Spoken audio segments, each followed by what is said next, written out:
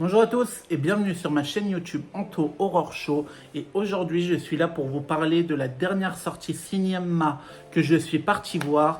C'était hier, le mercredi 23 juillet 2025. Il s'agit du survival slasher Dangerous Animals qui a été réalisé par Sean Byrne. Un peu un mélange voilà, entre un slasher et un survival, donc typiquement les deux types de films d'horreur que j'adore. Voilà, moi je suis un gros client des slashers, hein, je pense que vous le savez maintenant.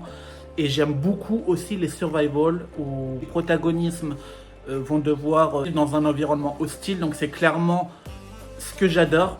J'avais vu la bande-annonce du coup la semaine dernière quand je suis parti voir Souviens-toi l'été dernier. D'ailleurs, je vous laisse aller voir ma vidéo review sur ce film si vous l'avez vu. Du coup, voilà, j'ai vu la bande-annonce quand je suis allé au cinéma, puisque je n'en avais pas entendu parler, j'avais pas vu de pub sur internet. Et je me suis dit, ah ouais, franchement, ça a l'air vraiment pas mal. Après, les bandes-annonces, c'est fait pour ça, hein, c'est fait pour mettre l'eau à la bouche. Et des fois, on a un peu tout dans la bande-annonce. Donc voilà, j'avais vu la bande-annonce une fois, je me suis dit, tiens, ça me fait une sortie la semaine prochaine, je vais aller le voir. Je suis allé hier, et du coup, je vais vous dire ce que j'en ai pensé. En partie, dans cette première partie déjà, ça va être sans spoiler, je vais vous raconter le gros de l'histoire, et après, je vais faire en détail. Si vous voulez savoir, donc de toute façon, je mettrai le timecode pour que vous ne soyez pas spoilés. L'histoire, elle est simple. Il s'agit d'une jeune femme nommée Zéphyr, qui est une surfeuse au tempérament indépendant, qui va être kidnappée par un guide marin psychopathe du nom de Tucker. Et lui, son kiff, c'est de filmer ses victimes se faire attaquer par des requins. Donc vraiment quelque chose de très glauque. Ça mélange un peu le slasher avec, par exemple, Wolf Creek, et aussi le survival, puisque du coup il va y avoir des requins. Donc il y a deux grosses menaces, on ne sait pas c'est laquelle la pire. Et justement, ça va être un peu la thématique de ce film, de se dire, est-ce que c'est les requins le pire ou c'est le psychopathe? Vous aurez la réponse à la fin du film. Mais voilà, c'est une question qu'on peut se poser. Donc quand on voit l'héroïne et tout ce qu'elle va devoir subir, on se dit que c'est pas gagné d'avance, et surtout qu'il y a des scènes assez gore, assez choquante. Moi, je sais que je suis un peu un gros froussard malgré que j'aime les films d'horreur. Donc, il y a plus d'une fois où j'étais comme ça, j'étais comme ça. Enfin, c'était assez traumatisant quand même. Voilà, c'est quand même un film que j'ai beaucoup aimé dans l'ensemble, puisque voilà, il m'a procuré des émotions. Il n'était pas si long que ça, puisqu'il a duré, je crois, 1h33. Donc franchement, ça va. Il y a juste un petit moment du film, je dirais vers 1h, 1h, 1h05 du film, où j'ai un peu commencé à décrocher rapidement. Je me suis mis sur mon tel, et après je me suis dit non, non, remets-toi sur le film. Mais voilà, sinon le film m'a tenu en haleine tout le temps. Côté casting, nous avons trois entre guillemets gros personnages, même s'il y en a deux trois autres qui gravitent autour. Mais les trois acteurs principaux sont Assi Harrison, qui joue donc le rôle de la Final Girl Zéphyr. Nous avons Jay Courtney qui joue le rôle du psychopathe Tucker. Et nous avons Josh Hutcherson qui joue le rôle de Moses. Donc voilà, c'est un casting qui est plutôt minimaliste. Mais du coup, voilà, on arrive à cerner la personnalité de chacun des personnages. Et pour moi, c'est pas si mauvais dans ce genre de film en mode survival d'avoir très peu de personnages, puisque du coup, c'est là que tu vas pouvoir t'identifier et tu n'auras pas le temps à perdre avec des personnages qui seront superflus. Donc clairement, pour moi, c'était une bonne chose que du coup le film se concentre sur trois personnages entre guillemets, puisque du coup ils avaient assez de relief et de personnalité pour nous faire tenir les 1h30 de film. Du coup, pour les points forts, on a clairement tout l'aspect maritime, donc avec l'océan, la mer, le bateau qui est vraiment isolé la plupart du film. Donc on a vraiment cette oppression de se dire que voilà, c'est pas juste des personnages qui pourront assommer le grand méchant et partir en courant, puisque là, ils se retrouvent sur un bateau. On a vraiment cette sensation d'ambiance oppressante. Et c'est ce qui marche beaucoup avec moi, puisque moi j'aime déjà beaucoup les home invasion. Donc j'aime bien quand on a vraiment ce sentiment d'être oppressé et que voilà, ça va être compliqué pour nos personnages de s'en sortir. Et là, c'est vraiment le cas, puisque ils se retrouvent au milieu de nulle part avec pas trop de moyens de se défendre. Donc c'est clairement quelque chose de positif pour le film. La performance aussi de Jai Courtney qui joue du coup Tucker, le psychopathe, elle est vraiment à saluer puisque vraiment il est détestable, il est machiavélique, il est perché. Enfin c'est vraiment un malade ce personnage. Et vraiment, t'as qu'une envie à la fin, c'est qu'il meure de la plus atroce des manières, vu ce qu'il va faire subir à nos personnages, puisque vraiment, tu vois que le mec c'est un taré, à l'instar des Leatherface ou des Art le clown. Enfin vraiment, on est vraiment sur un personnage qui est bien malsain et qui est bien perturbé. Donc clairement, oui, très bonne performance de cet acteur. Très bon personnage aussi en la personne de la Final Girl qui est Zephyr, jouée par Alcee Harrison, qui est vraiment un personnage qui est plutôt badass et qu'elle ne se laisse pas faire, elle n'en se laisse pas compter.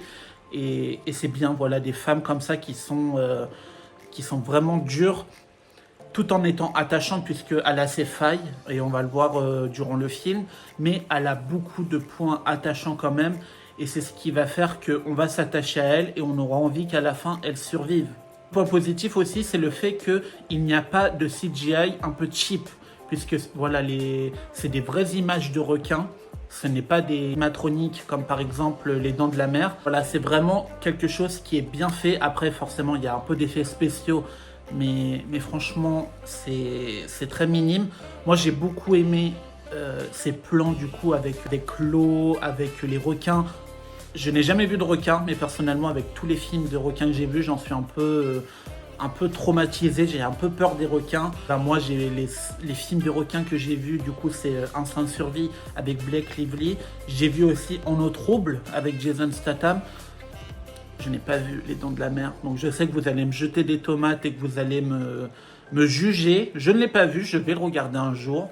Mais voilà, je ne l'ai pas encore vu. C'est partie des films un peu vieux pour moi qui ne m'ont jamais vraiment tenté. Mais je sais quand même un monument cinéma d'horreur, donc il faut vraiment que je le regarde un jour. Et promis, je le regarderai et peut-être que j'en ferai une review si ça vous intéresse. Un bémol que certains pourront trouver, c'est peut-être que le scénario est un peu trop classique, que du coup l'histoire se déroule comme la plupart des slashers et des films d'horreur. Oui, voilà, il n'y a pas vraiment de grands rebondissements, il n'y a pas de twist. C'est vraiment un serial killer qui va kidnapper quelqu'un, qui va essayer de la tuer. Puis voilà, on est clairement dans tout ce qui est de plus classique, même si du coup, le lieu avec le bateau en mer, c'est quand même un lieu qui est plutôt atypique et qu'on n'a pas spécialement l'habitude de revoir dans tous les films d'horreur. Mais c'est quand même voilà, une histoire qui est assez classique. Mais le classique, ça marche aussi. Moi, personnellement, je sais que les histoires classiques, ça marche plus sur moi que des histoires un peu avec des twists à la Hérédité ou Midsommar, avec des thèmes un peu plus approfondis et mindfucking. Moi, c'est pas spécialement ce que j'aime. Voilà, moi, j'aime les films d'horreur pour pas me prendre la tête et pour avoir vraiment des slashers, survival, thriller. Donc là, c'est ce qui était présent dans ce film. Et du coup, moi, j'étais globalement très satisfait de ce film. Je pense qu'on est vraiment parti sur une bonne figure de l'horreur avec ce psychopathe. Il est vraiment sadique. Il y a des scènes, moi, qui m'ont un peu fait tourner les yeux, puisque c'est assez dur quand même à regarder. Mais voilà, c'est la plupart des gens qui aiment les films d'horreur, c'est ça qu'ils viennent voir. Donc clairement, ils vont être servis. Donc en tout cas, pour moi, c'est efficace. Voilà, pour certains, ça sera peut-être un scénario un peu simpliste. Moi, personnellement, c'est ce que j'aime. Donc franchement, je n'ai pas de mal à dire sur ce film. Et je pense que c'est sûrement un film que je pourrais acheter en DVD et que je me rematerai avec plaisir. Du coup, je vais passer à la petite partie spoiler, puisque bon, il n'y aura pas grand-chose à spoiler. Mais ne continuez pas la vidéo si vous ne voulez pas être spoilé du film.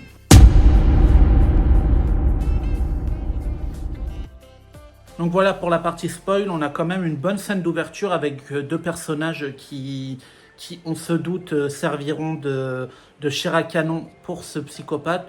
Donc plutôt une bonne scène d'ouverture avec l'homme qui va se faire tuer par le psychopathe et la jeune femme qui va être kidnappée par le psychopathe et qui va être rejoint quelques temps plus tard par Zephyr, donc notre personnage principal du film. Voilà, moi j'ai beaucoup aimé ce petit duo de femmes, même si il ne va pas durer longtemps dans le film, puisque malheureusement le personnage, la première femme kidnappée, qui est Heather, la femme brune, va se faire tuer assez rapidement quand même. Et je trouve ça assez dommage, mais bon, pour l'histoire, il le fallait. C'était assez choquant quand même la scène où elle se fait tuer avec le requin et tout. Moi, ça m'a un peu mis mal à l'aise. Et du coup, c'est ce qui marche aussi, puisqu'on voit toute l'ampleur de la personne psychopathe et folle qu'est ce personnage de Tucker. Donc clairement, on se dit que tout peut arriver dans ce film et on craint le pire clairement pour le personnage de Zephyr. Niveau meurtre, oui, il y a pas beaucoup de meurtres. Je crois qu'il y en a 2 ou 3. Voilà, c'est pas énorme, mais ils sont bien répartis. C'est pas non plus gênant, sachant que dans l'histoire, il y a très peu de personnages, donc heureusement qu'ils meurent pas tous. Moi, personnellement, je suis un peu un gentil et j'aime bien quand il y a des happy endings où le méchant meurt à la fin et la final girl survit. Donc là, du coup, j'ai été servi pour ce film. J'aime pas trop les fins qui se terminent avec les personnages principaux qui meurent. Donc voilà, ça peut arriver et des fois je vais aimer ça, mais généralement je préfère des happy endings pour des films d'horreur. On voit aussi vraiment la résilience et l'instinct de survie, clairement, qui est le mot par le personnage de Zephyr, puisqu'elle est prête à se mutiler et à faire n'importe quoi pour sortir de cette situation, donc c'est assez fou quand même. Moi, la dernière fois, je parlais avec des amis et tout, et on parlait justement de la saga Saw, et moi, je leur avais dit que personnellement, j'étais incapable de me mutiler pour essayer de survivre. Imaginons, je dois me couper une jambe pour me sortir d'un mécanisme, sinon au bout d'une minute, je meurs. Je serais incapable de le faire. Donc je préfère limite mourir d'un coup et de rien sentir plutôt que de me couper une jambe, sachant que ce n'est pas sûr que je vais survivre. Après, je dis ça, je n'ai jamais été confronté à cette situation. Je pense que quand on est dans une situation pareille, l'instinct de survie, il prône sur tout le reste. Mais clairement, moi, étant un peu douillé et un peu chochotte, c'est clairement quelque chose qui pourrait pas se faire pour moi.